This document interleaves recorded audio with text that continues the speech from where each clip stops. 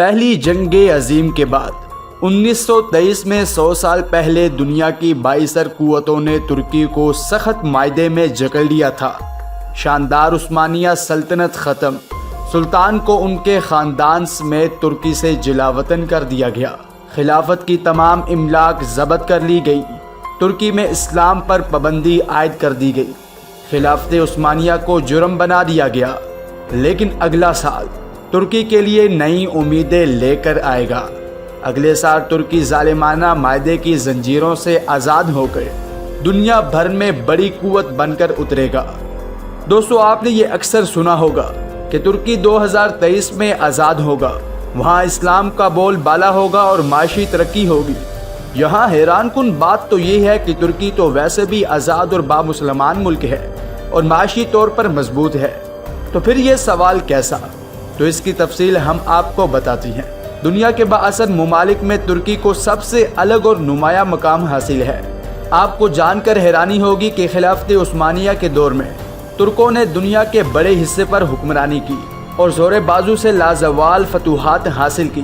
دوستوں، آپ گزشتہ کچھ عرصوں سے ارطغرل غازی اور ڈیریوس عثمان ڈرامہ دیکھ رہے ہیں۔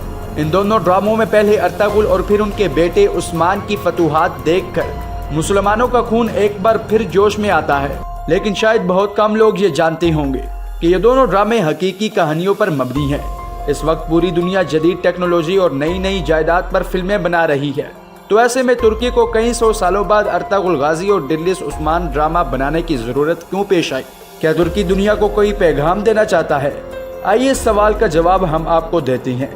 جہاں تک یہ سوال ہے کہ 2023 میں ترکی آزادی حاصل کر لے گا، تو پہلے اس پر بات کرتے ہیں کہ آج جدید دنیا میں ترکی کو اقوام عالم میں ایک نمایاں اور اہم مقام حاصل ہے۔ حتمی قوت نہ ہونے کے باوجود ترکی دنیا کی بڑی طاقتوں کی آنکھوں میں آنکھیں ڈال کر بات کرتا ہے۔ دوستو، 2023 میں ترکی کس سے آزادی لے گا اور اس قبضے کی حقیقت کیا ہے؟ آئیے اس پر بھی ایک نظر ڈالتے ہیں۔ 1517 سے 1924 تک خلافت عثمانیہ کے دور میں 3 براعظموں یعنی جنوب مشرقی یورپ، مغربی ایشیا اور شمالی افریقہ پر سلطنت عثمانیہ کا راج تھا۔ ارطغرل غازی اور ان کے بیٹے عثمان نے مسلمانوں کو شاندار اور ناقابل یقین فتوحات دلا کر پوری دنیا کو ہلا کر رکھ دیا تھا، جس کے بعد 600 سال سے زائد عرصے تک 3 براعظموں پر سلطنت عثمانیہ کی حکمرانی رہی۔ اب آپ سوچ رہے ہوں گے کہ 6 صدیوں تک دنیا پر راج کرنے والی قوم خود محکوم کیسے ہو گئی؟ آج کا ترکی کیسے 2023 میں ترقی کرے گا؟ تو یہ جاننے کے لیے ہمیں 100 سال پیچھے جانا ہوگا، جب 1923 میں پہلی جنگ عظیم کے بعد ایک امن معاہدے کے نام پر جنگ عظیم اول کے فاتح اتحادیوں اور ترکی کے درمیان ایک معاہدہ طے پایا۔ اس معاہدے کے تحت یونان، بلغاری اور ترکی کی سرحدیں متعین کی گئی۔ قبرص، عراق اور شام پر ترکی کا دعویٰ ختم کر کے سرحدوں کا تعین کیا گیا اور اس معاہدے کے تحت جمہوریت ترکی کو عالمی سطح پر تسلیم کیا گیا۔ اس معاہدے کی روح سے خلافت عثمانیہ ختم کر دی گئی اور ترکی نے تینوں براعظموں میں موجود خلافت کے احساسوں اور املاک سے دستبرداری اختیار کر لی تھی۔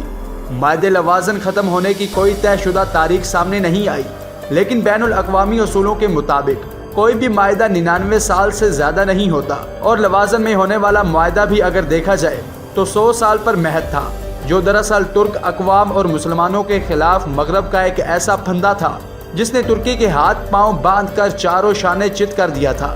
اس معاہدے کی روح سے ترکی کو ایک سیکولر اسٹیٹ قرار دیتے ہوئے دین اسلام اور خلافت پر پابندی لگا دی گئی۔ دوستوں، ایسا وقت بھی آیا کہ ترکی میں اسلام کا نام لینا بھی مشکل ہو گیا۔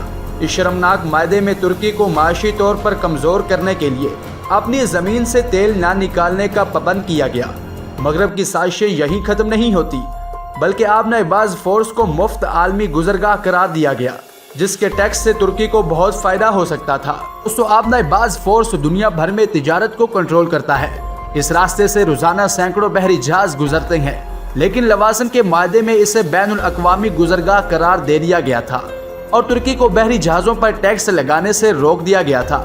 آپ کو بتاتے چلیں کہ آبنۂ باز فورس کی طرز کی ایک ہی بندرگاہ سویس کینال کے نام سے مشہور ہے، جہاں سے جو بحر روم کو بحر قلزم سے ملواتی ہے۔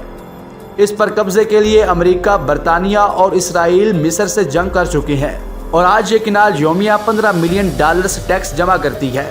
ترکی نے 100 سال تک اس ظالمانہ معاہدے پر عمل کیا، لیکن 2023 میں معاہدے سے نکلنے کے بعد اپنی سرزمین سے تیل اور دیگر مادیات نکالنے کے علاوہ آبنہ باز فورس پر ٹیکس لگا کر اپنی معیشت کو مضبوط بنا سکتا ہے۔ ترکی کے صدر طیب اردگان بھی 2023 کو اپنی قوم کے لیے بہت اہم قرار دے چکی ہیں۔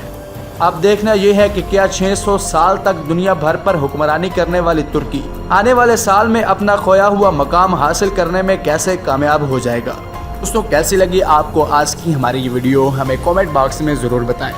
اگر ویڈیو آپ کو اچھی لگی ہے تو ویڈیو کو لائک کرتے ہوئے چینل کو ضرور سبسکرائب کیجیے گا۔ شکریہ۔